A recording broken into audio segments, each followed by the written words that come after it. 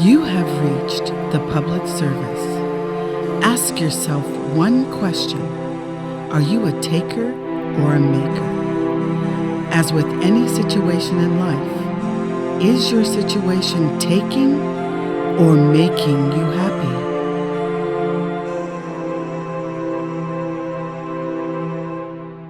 This is the Public Service Show, and I'm Sandra. And I'm Kirk. And this is our maiden voyage Genesis. Yes, Genesis. We've been talking about this for some time, and now we're here. And it's very exciting. This show is going to be about everything. Everything. And we're not going to have anything held back except for colorful language. But other than that, we're going to discuss it all. Yeah, we're going to try and keep it in the clean pocket, I guess you'd say. Yeah. But it's going to be informative, and it is most certainly going to be eye-opening to some. And we want to reach out to you as well. We want to hear your voices. We do have a message board. Ask us questions. But if you want to interact with us, please interact with us in a respectful way. And also, come at us with facts, not speculation, not hearsay. We want you to back up your information with facts. And we will debate it with you, even if it's something that we may not agree with. But it's all about learning and teaching each other. So we want to hear you. Yeah. And we decided to go with the message board because, let's face it, social media is a cesspool. So, as Sandra said, get on there, speak your mind, throw your opinions out, as long as they're fact-based and not some outlandish speculation. But that's what we're trying to do here, facts. We're trying to enlighten people. We're often enlightening ourselves as we go. Right. And it should be a place where hopefully everybody can kind of come together and talk in a normal tone and see if we can't solve some of these things we have going on. Just as an FYI, we are a husband and wife team. Yes, we are. 18 years. 18 plus years. Actually, I keep saying we're closer to 19 now than we are 18. We're very close to 19, which we're very proud of ourselves. Yes, we are. I mean, ups and downs. We'll talk about relationships too. Yes. And how to make them work and when to walk out. But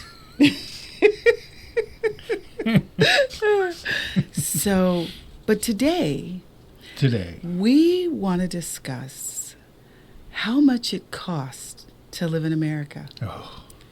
I mean, everything from your rent to your food to your car, your gas, your utilities, everything. And we have the hard numbers.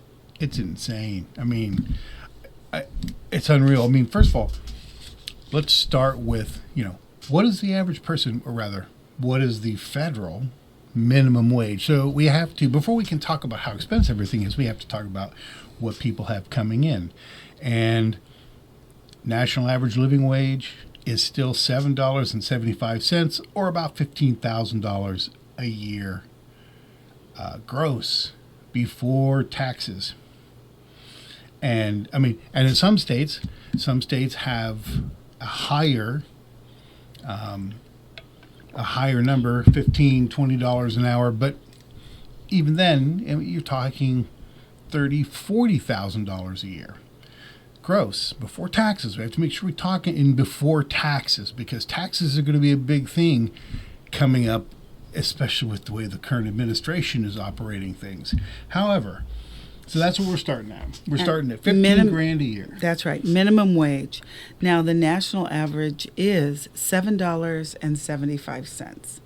Now, to put that in perspective, a cup of coffee at Starbucks averages $5.25, we'll say. So you have to work an entire hour for one cup of coffee. Hour and a quarter, actually. So there you go. So the minimum wage, that's what we're dealing with. Now, you need a place to live. The national average for rent is, and this is a one-bedroom apartment, is $1,500 to $1,600. And the exact numbers are $1,553 to $1,600 $729. That's a lot of money if you're only making $775. In fact, if you do the hard math, you can't even afford your rent. Yeah, because it's more for the year than your gross income, which is more like $13,000 net after you get done paying Donald Trump's golf fee and your state and local taxes. So. Not only that, I hear grumblings of people stating why is there so much homeless. If we go back just until the 70s or 80s or even the 60s for that matter, every town had what we called the bum, right? And everybody knew who he was. He'd get drunk, he'd fall asleep on a bench somewhere. Oh, that's Larry, he lives over there, let's take him home. Well, the reason why we have homeless now is because they're making $775 and their rent is $1,600. So very quickly, you can see why we have homeless and why it's escalating. You know, the bum in my town, I actually sold him a shotgun. So, Moving on. But just to put things in perspective, as a kid, I had a hunting shotgun, and we ended up selling it to literally the guy who was considered the local bum. But so now you've got your place to live or not, depending upon, I mean, my goodness, this is how you see people end up with, 4 and 5 roommates in a 1 or 2 bedroom apartment. But then, of course, after that, to make it to your $7.75 an hour job, you need transportation. In many states where there aren't huge public transportation networks, you got to have a car. So an average new car payment is $750. An average used car payment, $521. And of course, you need the insurance, which the average insurance now is $223. And how they arrive at that number, I guess they take all the wildfires and floods and stuff and they factor it in, and that's what's going to cost you to drive your vehicle versus maybe tickets, speeding or something. I don't know, but it's ridiculous. So you can basically be out of pocket just a tick under $1,000 just in getting to and from your minimum wage job. And that, of course, doesn't include gas and operating costs. And all of this, this is up significantly just in the last 5-10 years. Yeah, it's out of control. And he's right. The average car insurance is $223. And let's not forget that cars need tires, repairs, oil changes, and all of these things that go along with owning a vehicle. We're not even going to put those costs in there just yet. All I heard was But tariffs, and tariffs. And the national average for gasoline is $3.19. So we've gone over the rent, and of course let's mention house payment. The average house payment is $2,700. Now, if you're lucky enough, you can actually own versus, yeah. If we go over rent, car, insurance, and gas, this is without food, without any repairs or maintenance, you're up to $2,673 a month. And on minimum wage, how much is that annually and a month? You'll have to have 2 or 3 minimum wage jobs to be able to afford that monthly bill. That's right. And this is where the people are at in this country. And I don't care where you live. You can live in, I keep hearing places like California and New York being thrown under the bus. And then you come to find out that, well, yes, the actual house or rent might be more expensive than in other places. What isn't more expensive are things like renter's insurance, property insurance, your local and state property taxes, which from what I understand are triple, if not quadruple, many places. Cost of groceries. I mean, everybody forgets that you live in these places, but you have to eat. Yeah. And everywhere is expensive. I don't care where it's you're very, very, very expensive. And $2,673 a month, that's without food. So now we're going to talk about some of the food costs, right? Eggs are up 116%. Oh, I can't even believe that. Meat, fish, and poultry. I know you've gone to the stores and you see that your meat is expensive, your fish, everything has gone up. And it's expensive. I mean, it was a time, I would say less than 5 years ago, when you would see people with full carts of food. You don't see that anymore. You see half carts or less than half. And the selections, let's be honest, aren't the healthiest. No. You know, because the non-healthy foods tend to be the cheapest. But have you gone to buy some potato chips lately? You're buying a bag of air for $5 to $6. I'm like, hello. And not only has the price gone up, haven't you noticed the bags are smaller? It just blows my mind at how they think we don't know. But that's a nag for another time. I'll nag another time. I'm picturing family size, and the sack of chips is basically the size of a baseball cap. No, I mean, they say family size, party size. Holy cow. And I'm like, yeah, a party of one. Yeah. I mean, hello? I mean, these bags are like the size that you used to get, the super sized for one. Oh. That's now family size. I'm like, okay, I don't want to say that we're a little bit portly here in the United States, and I agree that I also have that problem. But hello, 3 chips does not a bag make. Yeah. So anyway, it's just nag bread, later. Well, everything is. I mean, you know, bread and crackers. I mean, juices, butter, margarine. I mean, it's all up. But I'm not even going to get into the meat. Right. So with that $775. Yes. Oh, that's right. That brings your gross to $15,500. So if we go back to page 1, where it says just to live, you need $2,670. This is without food. You don't make enough on minimum wage to live alone. And apartment complexes and renters places have figured that out. So now they're starting to charge $1,000 per person. That's right. Our child was looking for a place to live, and they told him, it's $1,000 for you.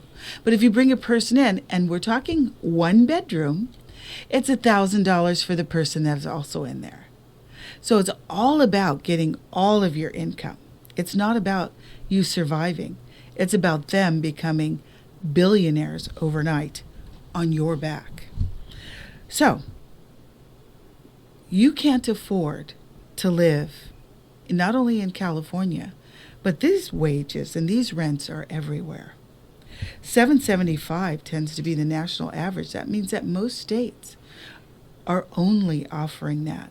There used to be more, but someone went in and lowered it back to $775. It was raised to, I believe, 12 or 13, if I'm not mistaken. Yeah, but I won't say what president. I'm going to try to stay as nonpartisan as possible, but you do your math, because the $775 in some of these states was lowered. So now that you can't afford to live, and you can't afford to rent, you can't afford a car or insurance or gas for it, what does that do to you? It certainly doesn't do anything for you. I mean, it's an untenable situation, and all you hear from businesses, all you hear from the government, the current government, you hear how, well, actually, the current government, everything's great. everything is peachy, everything, the greatest approval ratings that have ever been known to man. I mean, if you turn that on and you listen to that, I mean, you would swear that you just dropped yourself into Shangri-La. Well, and that's just not the reality of the situation. People are hurting.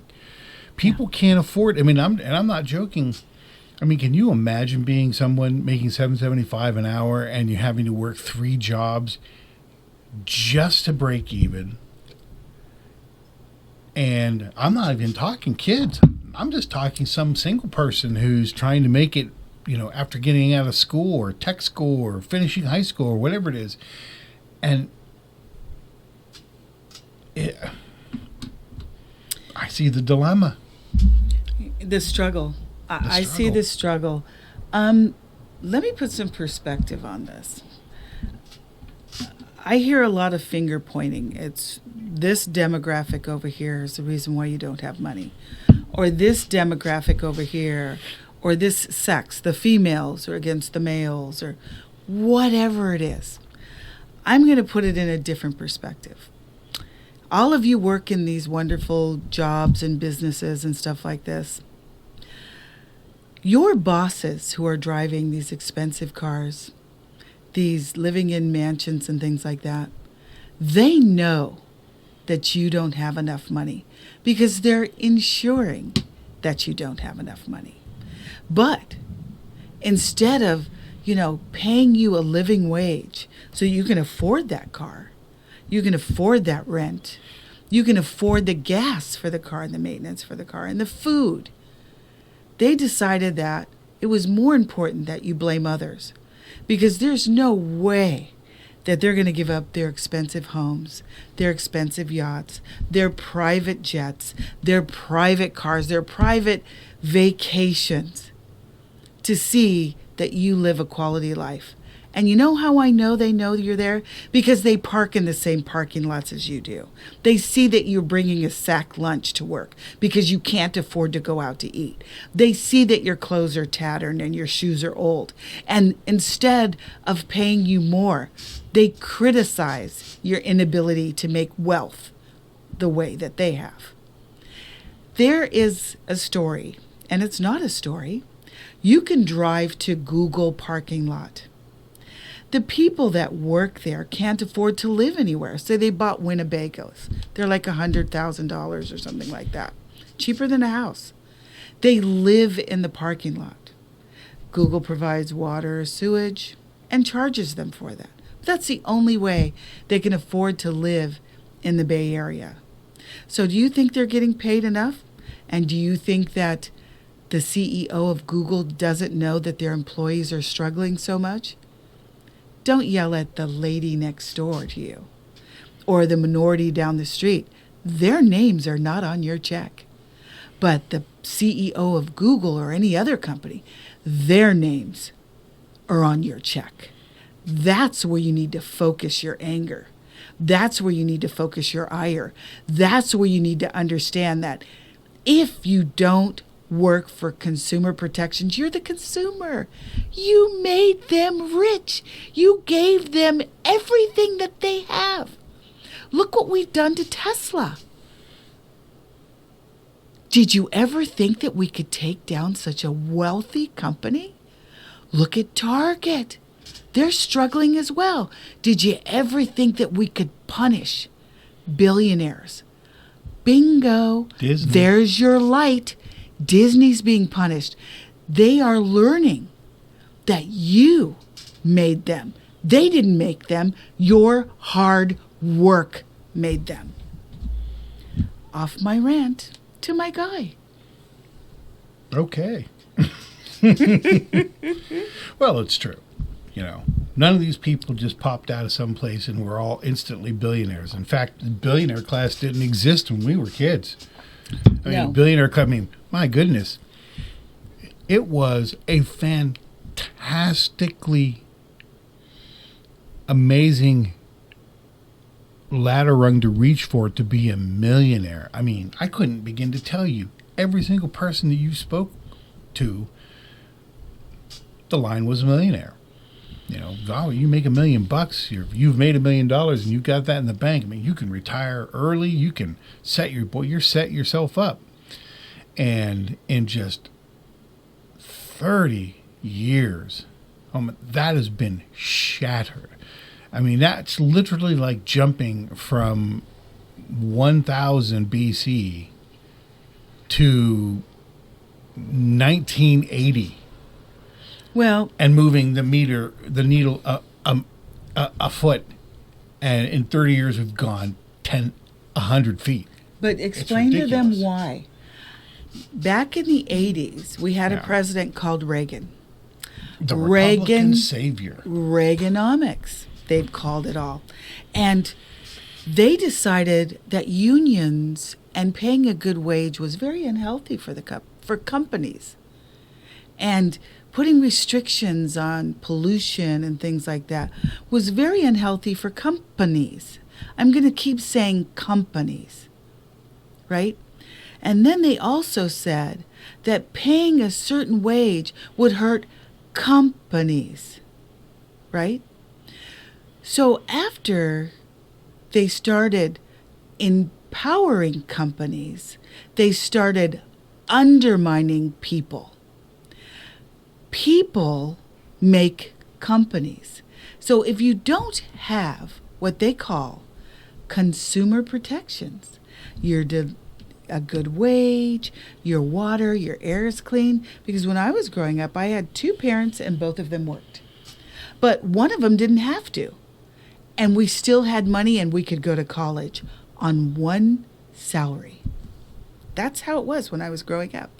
One salary did all the work. Now, 2, 3, 4. Why? Because nobody wants to hurt companies. So your wages, basically, if you do the hard math, are way back before the 60s compared to what your boss makes. Mm-hmm. You're not making enough money to purchase anything, not only in the United States, but around the world. Do your math. You can't afford health care anymore. Why? Because we don't want to hurt companies. You can't get dental care. Why? Because we don't want to hurt companies.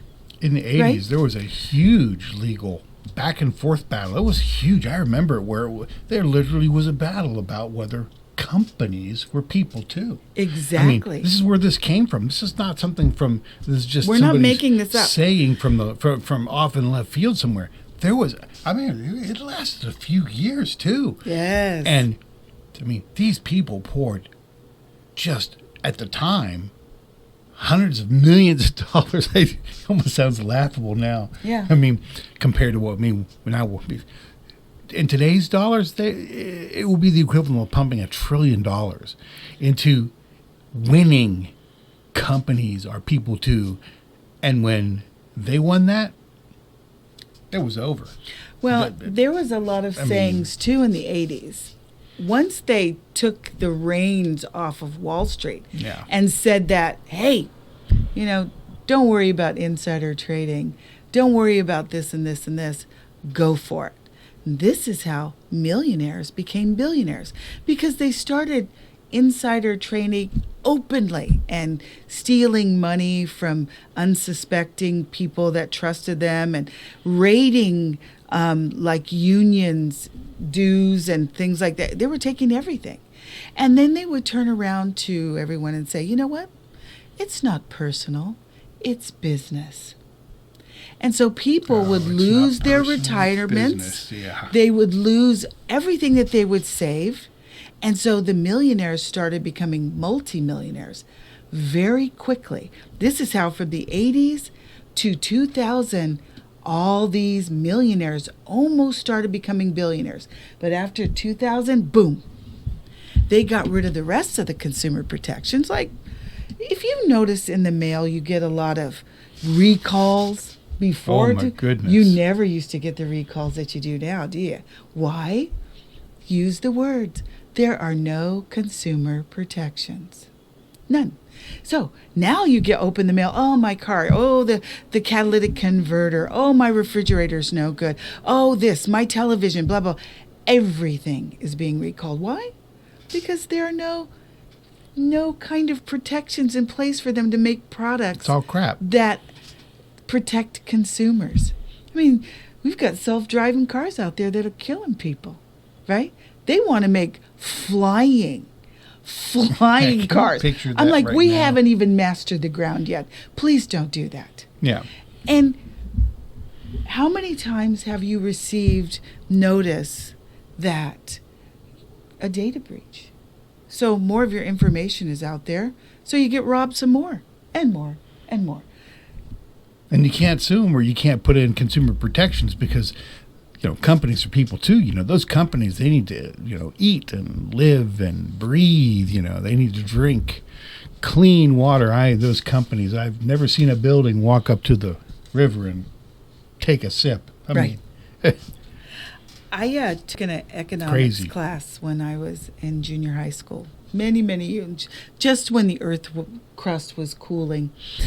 And in that class, my teacher said that if you make enough money, if you can take 1 hour of your wages and buy an entire meal, like a dinner, right? And that would be the most expensive meal of the day. So today, with that $7.75, what if I wanted to have meatloaf, right? Most average meatloaf is like 2 pounds. Yep, 2 pounds. So we all have been to the market lately, and the average pound of meat is rolling around $10.88. So I can't even afford 1 pound of meat with $7.75. Am I being paid enough? I think not. No, nobody's being paid enough. Yeah, except for the owners. Well, of course, and therein lies the real craziness is that the profitable companies are, how much more profitable do you have to be? It's feeding it, it's just feeding the disease. I'm sorry, hoarding money is a disease, And these people drive, profits. Utility companies, there's an example. Profits. Why is something that everybody needs that should be considered almost basic living in this era? Now, again, we're not in the 1800s, because if we were in the 1800s, we would be getting ready to take down the wax makers for overcharging for candles, right? It all boils down to air. And right now we live in an era where energy. Are you serious? I'm not even going to get into energy. But yet again, here's a company, profit-driven, profit. Rip you off, rape you, lie to you. I love the new nonstop commercial ads about people ripping off your home. Get your home lock insurance. All these rip-offs. Look at all the fees, bank fees. In 2000, in the early aughts, the American people had to bail out the entire banking industry and the auto industry simultaneously. And their thank you was to make the average car price over $45,000 and to literally fee you out of existence at the banking level. You can't swipe your card without a fee coming and going. But let me interject here just for one moment. Lord, we all remember when they first came out with ATM cards, how they were saying that there were not going to be any fees. I do remember that. Get rid of your checks, people. You're not going to need checks anymore. This is not going to cost you anything. Swipe of a thing. They waited until all of us, they thought, got rid of their checkbooks. I still have mine. When you swipe and they're going to charge you to use your own money, when it's an instant transaction and nobody has hands on that cash, you're robbed right there. if, and I'm going to keep saying this, if we had consumer protection laws, they wouldn't be able to do that. They'd have to earn their money. But now it's a free-for-all out there. How much can we take from the consumers? Most of the people that pay these fees can't even afford to live. But yet and still, every transaction, everything you do now has fees attached to it. There's no courtesy out there anymore. And it's horrible what we have to endure just to navigate and pay our bills. I'm telling you, everything's electronic too. And don't you, I just love the fee, especially when you're a poor person, the overdraft fee, the one that ranges anywhere from $15 to $30 for one fee. For overdraft for what? So the bank didn't pay the overage. They just declined to take the bill or the payment or whatever it might be, and then charge you $15 to $30 for nothing because they didn't have to do anything. Because you didn't have enough money. Because you didn't have enough money. That's like a kick in the teeth right there. I don't have money to pay my bills. So you're going to take even more money that I don't have to pay my bills. That's what it looks like to me. Yeah. So they know you don't have any money. Everybody knows that you can't afford this. But instead of your bank helping you, your bank just kicked you when you were down. Why? These are new laws. These overdraft fees are just another scam to kick the poor. And all the stuff's embedded. It's bought and paid for. Right. They tell you, oh, well, we have to maintain support. Yeah, support's a tenth of the cost of what it was to put the system in two decades ago. Excuse me. It's ridiculous. No, wait. It's ridiculous. So when your money was not there and the bank charged you fees, Yep. Did you talk to a teller? I mean, because was that the teller's hourly wage? I doubt it. It was an electronic transfer. It's an automatic thing. They're not paying for anything. No. They're robbing you. Yep. That's what it was. So I'm always interested when I'm getting a fee for something, actually nothing. And now I completely understand how the billionaires keep billionating, right? Yeah, billion We'll up. make that billionating. Billionating, yeah. So, Yeah, and once again, if we could put certain things in place, they wouldn't be allowed to do this to us. That's right. Because if you don't have the money, now when your money comes in, you're not only going to be short, you're going to be even shorter. And I find that quite despicable. I really do. It's really kicking somebody when they're down. And those fees only apply to people that don't make very much money. Do you think the millionaires and billionaires, when they go bust up, are getting charged any fees? I doubt it. Yeah. And then they act like that they're doing you some grand service by you having a job. And I can't even, this is probably a good time to rest this subject as we, are building on our new show. I know it seemed there's a lot of facts but we want to make sure that you folks have the facts so that you can do your own due diligence. I mean, we're just two people sitting here telling you what we've discovered by just sheer virtue of some very specific searching, but we would like you to validate us and, again, come to the message board and, let's get some dialogue. But hopefully this and all these other topics that Sandra has made, we just have a list of shows that we're going to do. And this is just a precursor because, as Sandra very clearly explained, this is about the money, folks. This isn't about race. This isn't about ethnicity. This isn't even about religion. This isn't about any color of your skin. This is about cold, hard cash. And do you have enough of it? Yeah. I'm sorry. No, but no. I'm telling you people, you don't have enough of it. And Nope. your money that you are using to live, it's not enough.